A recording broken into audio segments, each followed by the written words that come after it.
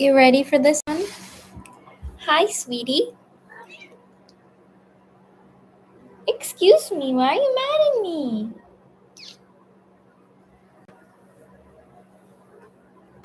Here.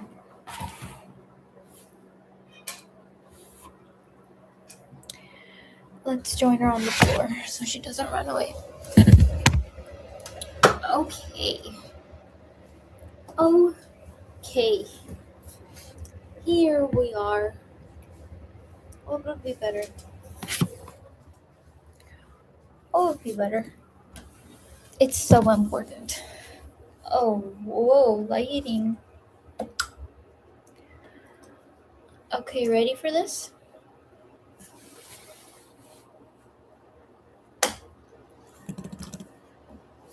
Okay.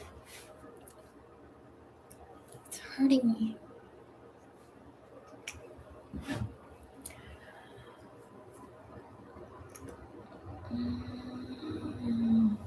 Okay. So,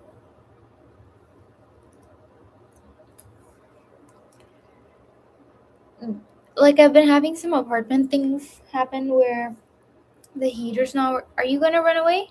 Finish this quickly. The heater in the living room is not working, and there's like a leak somewhere next to the dishwasher. Okay, no running. Here.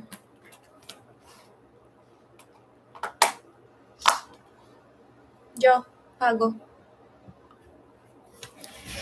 All that for 2 minutes. Okay. So yeah, there's a leak. What is this?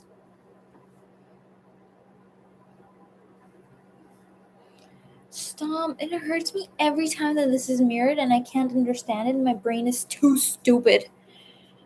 See, like I can't. It's this way. Okay. Okay.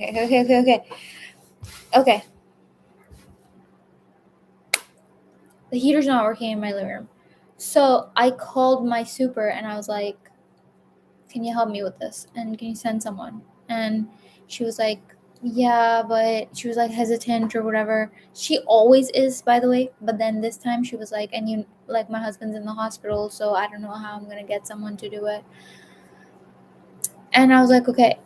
And I understood and I didn't push her. I didn't call her again after that. I just put in like the written request that she asked me to do. No one came. And it's been like more than 2 weeks. I'm just kind of using like portable heaters, which I'm paying for. They're supposed to be paying for heating, but the heater's not working. Now, I say all this because it is relevant. In these 2 weeks, especially at the beginning, I was so there was this like feeling in me that was like a lion raising its head, going like, what? How dare you not fix this problem? Number one, my thing has always been to like fix problems, or like scanning the environment for like something I can fix, and then I'll fix it and I'll be like, oh, perfect, now I can relax, now everything is as it should be. That's already something about me. But then I thought about like, oh, so I pay the electricity bill for my portable heater now in the winter, and then I have to pay again in the summer because I use the AC, and there's nothing they're paying for the whole year round. It's just all on me. So when they say heating is included, it's a scam. Okay? And I'm thinking this and I'm like, it's just not fair. It's unjust. It's like not justice. Okay? And then I was like, whoa. When I think intentionally, these were all default thoughts. When I think intentionally, what's the thing that's like important to me? What's my priority? Is it the heating? And I was like, honestly, no, because when I use my portable heater, that's fine for me. And then I was like, okay, so what I'm worried about is the money or something, like the hydro bill. And I was like, okay, but then aren't we discussing the new belief where money is not something to hoard, to keep? It's just like an in and out thing. It's almost like not even a resource. It's not like bread that's in the fridge, okay? It's not like like bananas that I bought. I don't know how to explain that money is not like that. It's because it's not something to be kept. It's not something to nourish you. It is something to use to get some nourishment. This thing that we get with the money is what will nourish us. So money itself is like irrelevant. It's a middleman. So I was like, yeah, remember when you were like,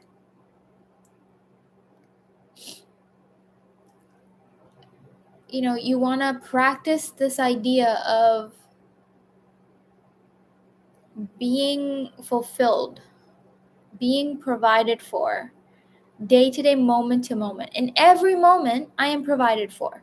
So if you take money out of the equation, what's left?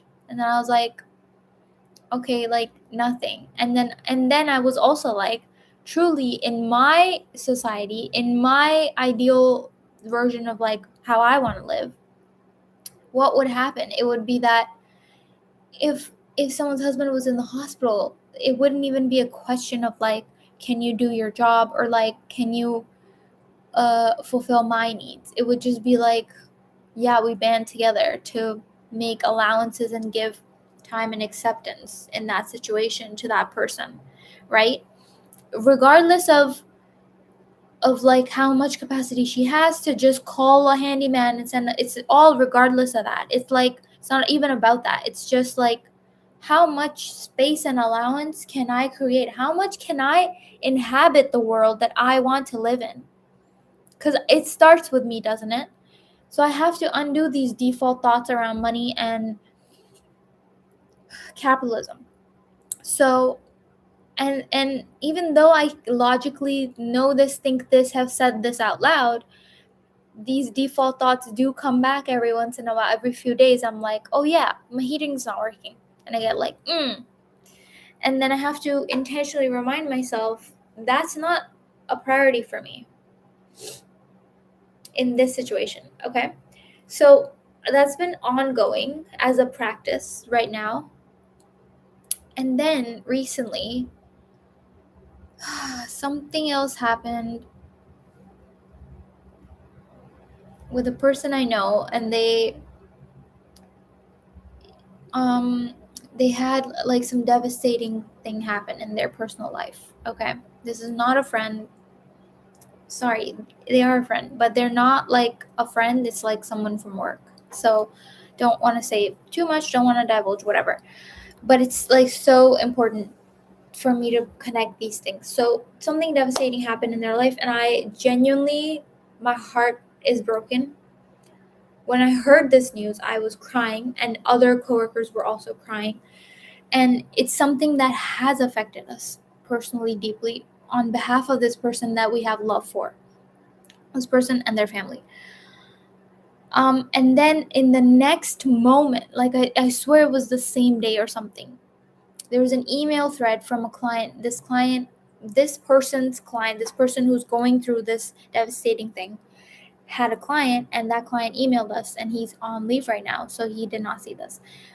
We're handling this as the team, and this client was like, all of these issues have been happening and all of this. So I looked into it, and honestly, like all of them were our mistakes. And by our, I mean this person has been solely working on this client, right? Like no one else had the context for this. I just had to look through previous emails and all of that. And I was like, I have this thing in me where the fixing thing, right? I'm like, how does everything neatly fit into neat little piles? So, and then I was like, I don't even know what we're going to say, because it is like something our team did. Like that was wrong. And normally, under normal circumstances, I guess like I would tag him in and go like, what's the context? And like I would talk to him and all of that and be like, how do we prevent this moving forward, or something like that. And this same lion like raised its head and was like,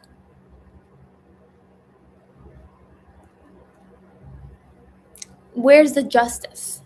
Okay, and I'm gonna call this line like a fake justice line because it's not real justice. Justice is for the people. It's not for systems to be upheld. He is asking for the principle of the thing, the principle, the justice of like, if heating is covered by the building, then it should be fixed right away.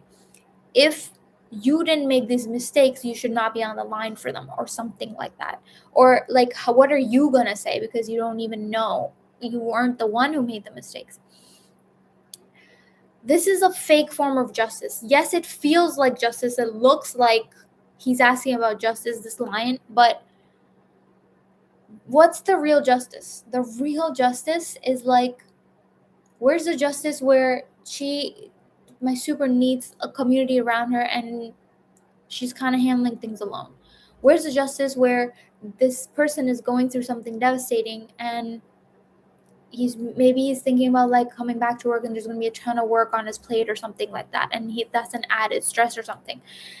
The justice, the truest justice in these scenarios, is that community forms and bands together, and we hold hands and we create an enormous amount of space and allowance and acceptance and love.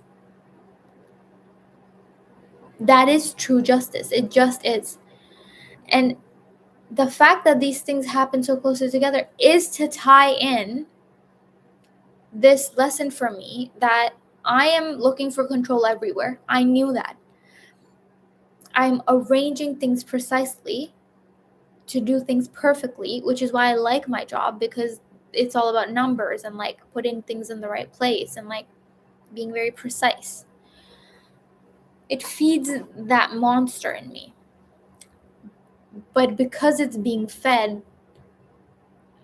it's not, the other side of it is not being strengthened, which is that I should be okay in uncertainty. And not only that, I should be okay in mistakes and failures. And not only that, I have to keep my head on straight on what the priority is, what is the truth, what are we focusing on, what is it all for. It's not about these mistakes made. It's not about that. We can fix it, we can move forward, we can do better. Irrelevant. These are small things. It's all about people's experiences and how we are interacting with one another, because we will be dead in a pittance of time. It's like, 80 years, 90 max. I don't want to say max, God, but in the grand scheme of things, none of this matters other than how we relate and interact. So I was like, how much space can I create? How much? Let's break all boundaries of how much space I thought I could create. How much can I hold in me for someone else? How much can I expand and expand and expand and allow? How much can I remember who I am, who everyone is, what it's all about? How frequently? How often? How consistently can I remember that?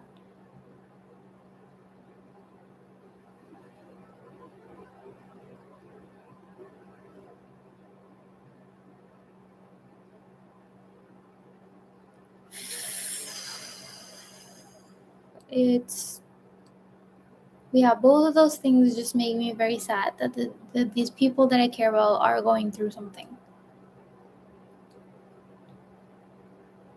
And it is some level of like capitalism and consumerism that my default thought is not to think about the person or the individual. And I will change my default thought. Well, hopefully I'm going to not have any default thoughts, and I'm just going to allow, and I'm going to embody, I'm going to be present in my body. And that's going to be the ideal. How much space can I hold?